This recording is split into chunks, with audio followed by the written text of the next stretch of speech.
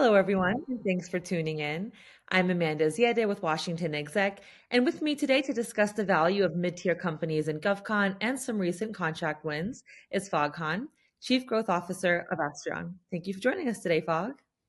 Thanks, Amanda. Thanks for having me. Excited to be here. Of course. So, Fog, I understand that Astrion was formed following the integration of two flagship government services firms, Oasis Systems and ERC, putting the company in the mid-tier market. So tell us a bit about the advantages of a mid-tier market company compared to, say, the typical two-tier society and the gaps that the mid-tier market companies help to fill.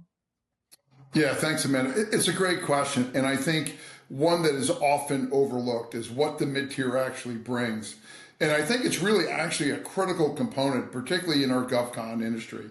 And there's a couple of reasons why I think that. The first thing is that what you get out of a mid-tier is you get the capability to execute large-scale government contracts. So that means multi-billion-dollar contracts.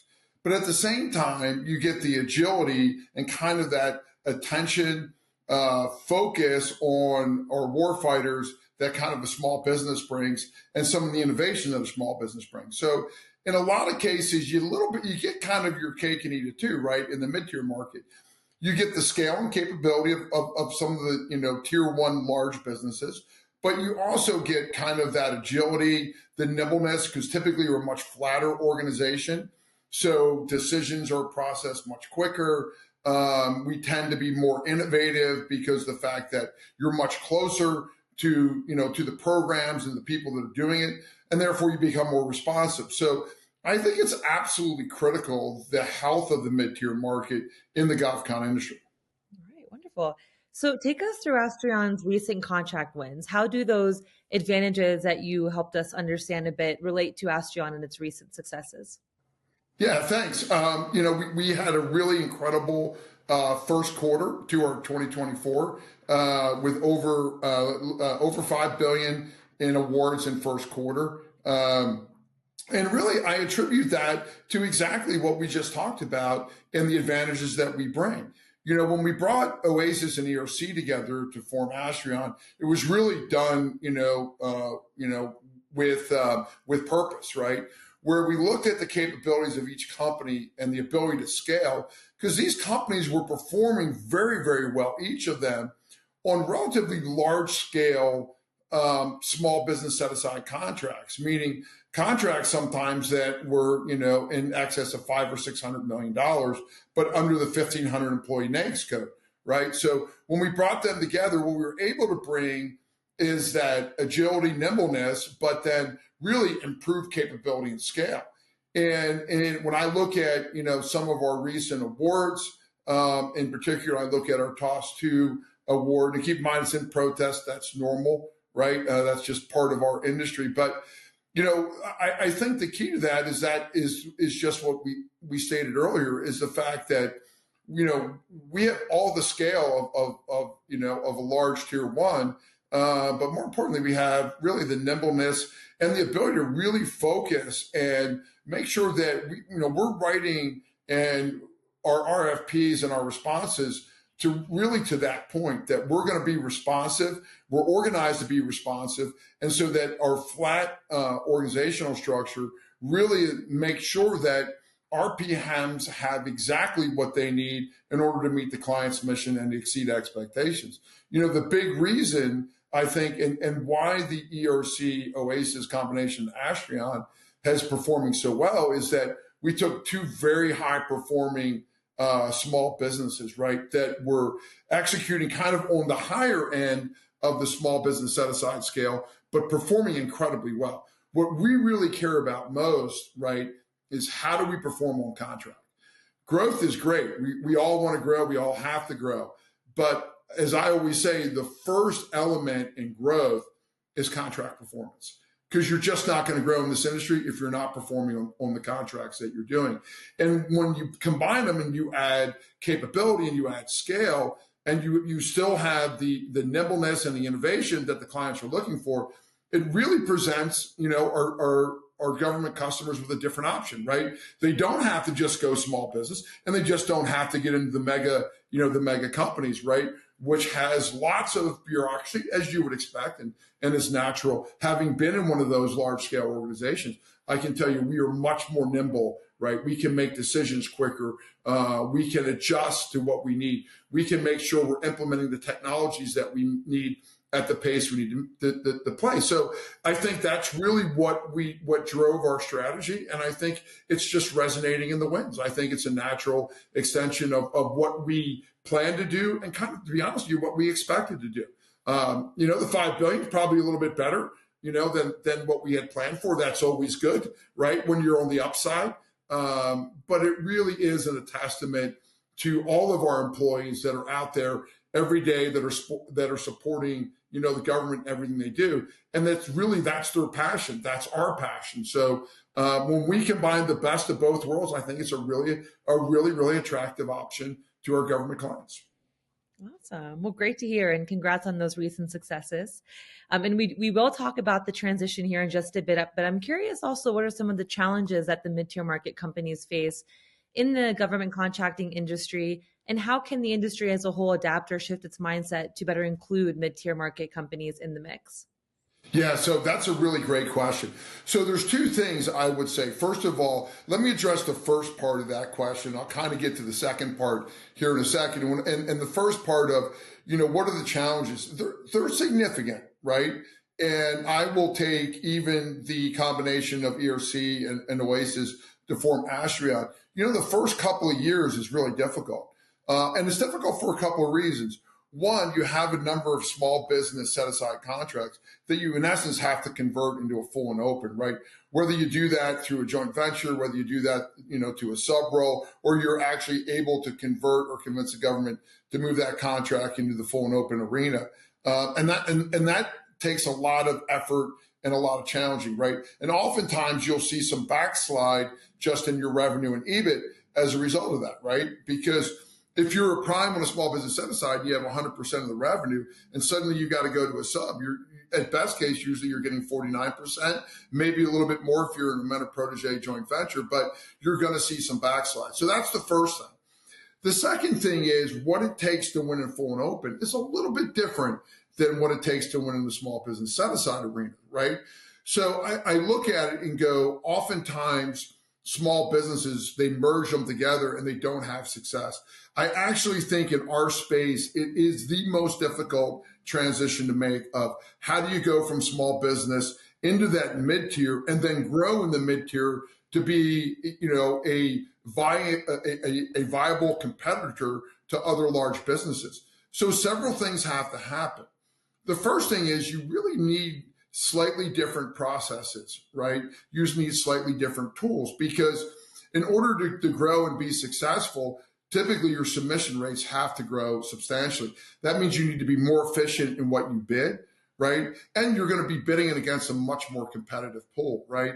Where you may go in a small business set aside and your competitors exceptionally well. You may only typically have 2 or 3. Maybe sometimes you get as many as 5.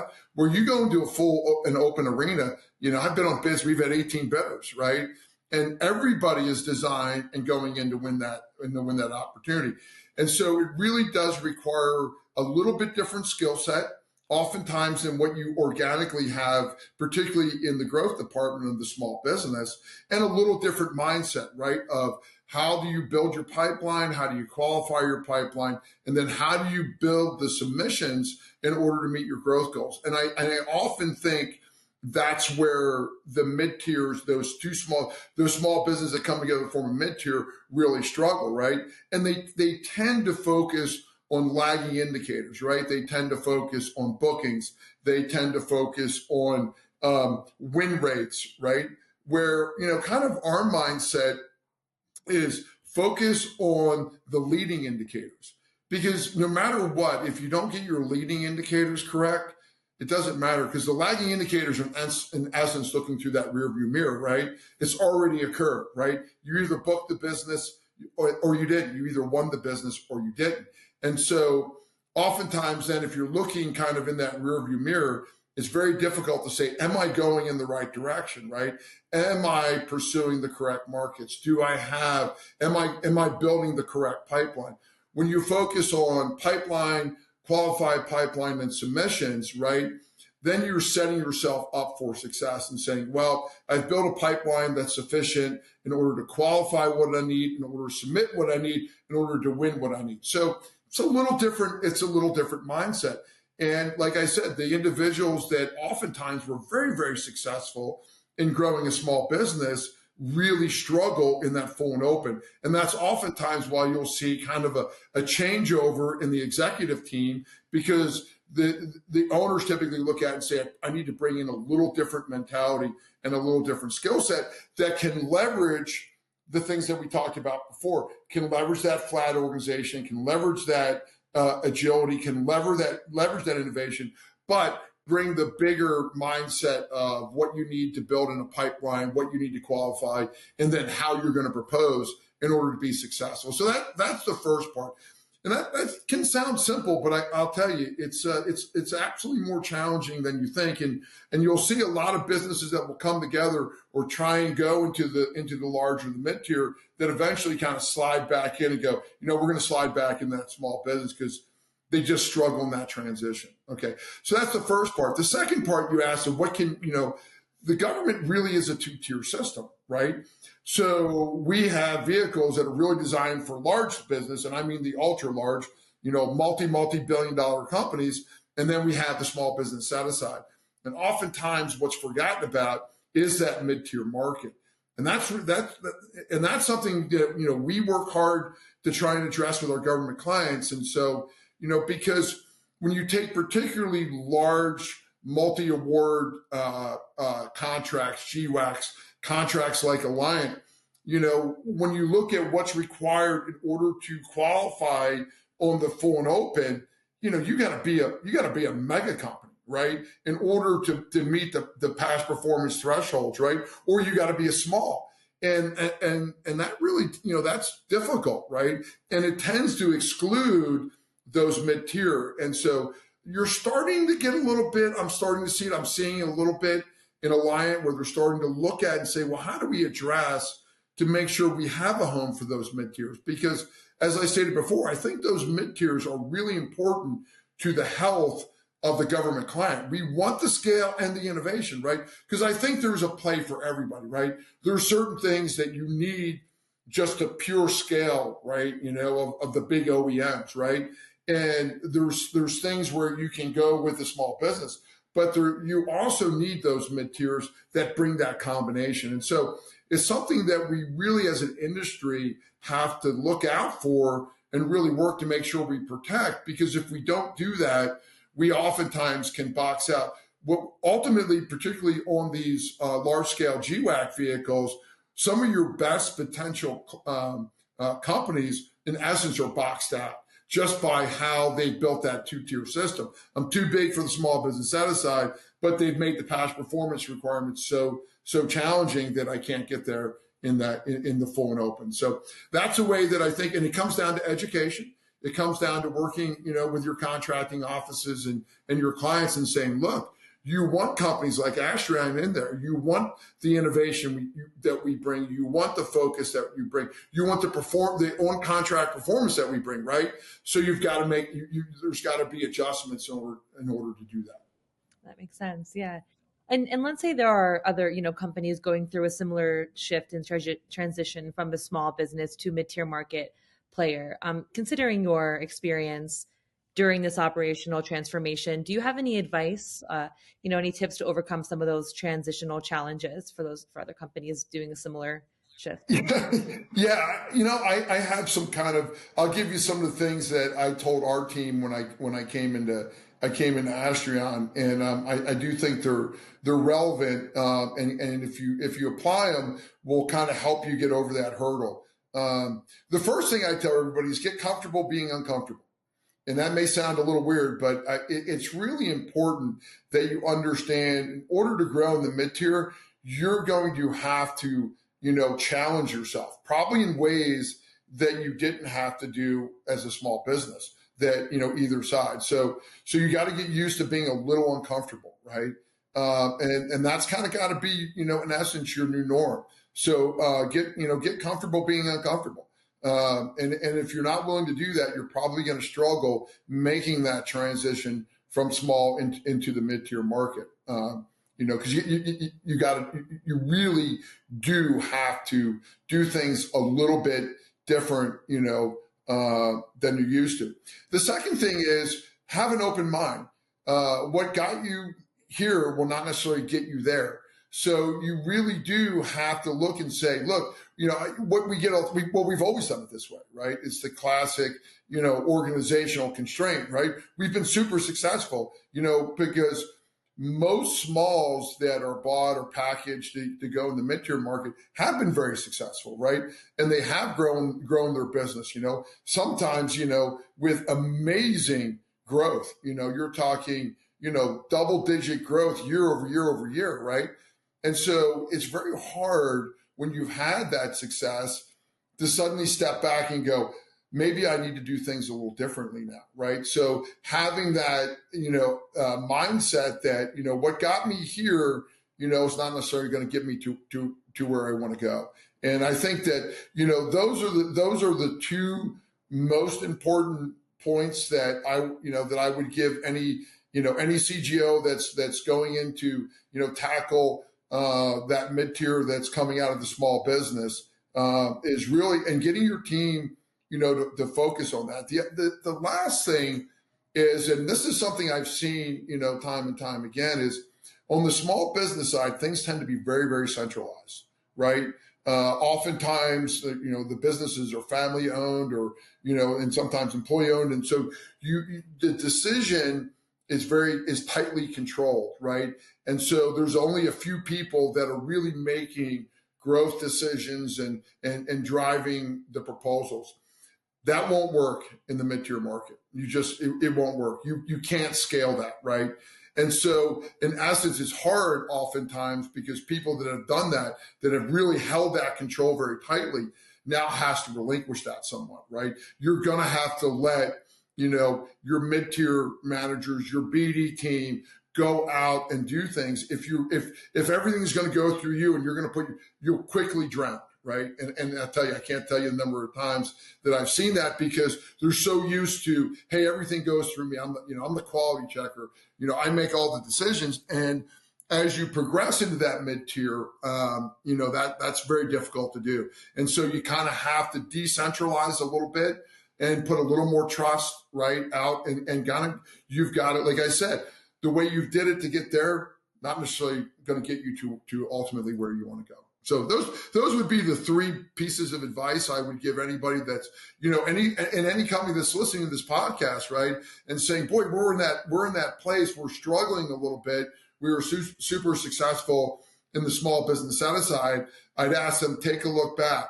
Are you doing everything exactly the same as you did before? Right? Are you centralized the way you were before? And are you forcing yourself to be uncomfortable? All of those things, right? Decentralizing makes you a little uncomfortable, right? Bidding bigger, being bolder makes you a little uncomfortable, right? So that's kind of how those things play out.